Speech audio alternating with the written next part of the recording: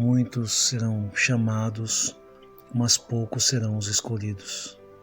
Uma guerra, muitos são convocados para se alistarem, selecionados, treinados para se tornarem soldados de guerra. Mas só é reconhecido verdadeiramente um soldado aquele que luta até o fim ou morre no campo de batalha. Não são considerados soldados de guerra os que desertam, ou seja, os que desistem da guerra, pois os desertores terão que responder por crime de deserção e serão punidos de 6 meses a 2 anos de prisão. Se for um oficial que tem uma patente maior, a pena será aumentada a 1/3. No exército de Deus, milhares de soldados são chamados, mas poucos são os que permanecem até o fim.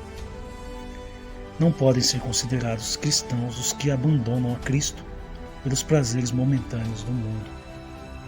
Só é reconhecido um verdadeiro cristão aquele que luta até o fim e morre no campo da graça que é Cristo.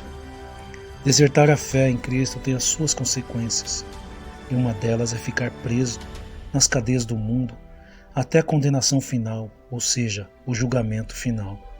Muitos são chamados, mas nem todos querem servir a Deus porque amam mais os prazeres deste mundo.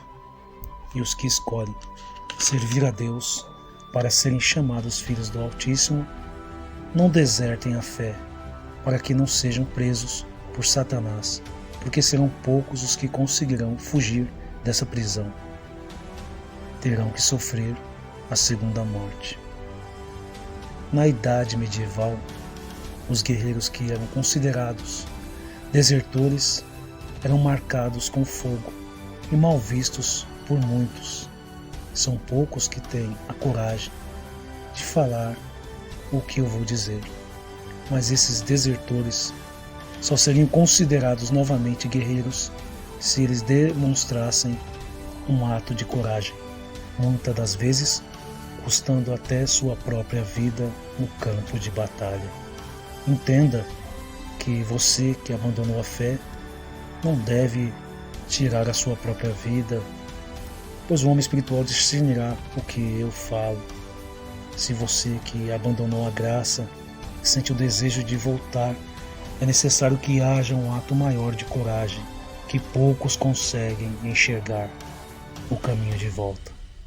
Mas assim como o filho pródigo, que desistiu de tudo e foi para o mundo, e conseguiu enxergar o caminho de volta para casa, este caminho chamado caminho de arrependimento, ou também o caminho dos que estavam mortos. Ele não queria ter privilégios que tinha antes, nem precisava que o pai o chamasse de filho. Bastava somente ser chamado de servo. É verdade que somos falhos, erramos, mas não podemos ficar enraizados na mentira, no pecado. Devemos reconhecer os nossos erros.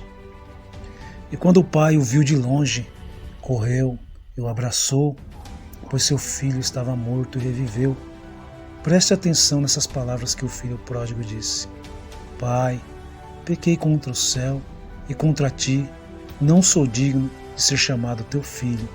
E o pai deu ordem aos seus servos que o vestissem com uma roupa nova, sandálias e um anel no dedo, e fez uma grande festa e se alegraram. Esse é o verdadeiro ato que um desertor cristão deve fazer. Não buscar altas posições, pois os que tais buscam essas coisas continuam sendo desertores.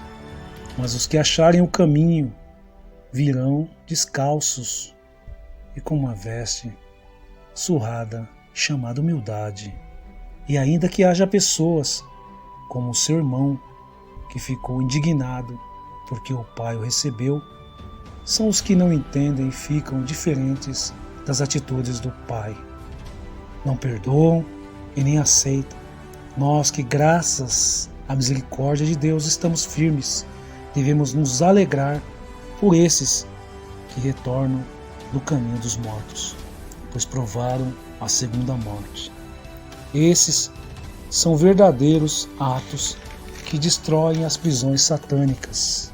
Nenhum demônio ficará de pé quando retornares à casa do Pai, descalço e com uma veste surrada chamada humildade.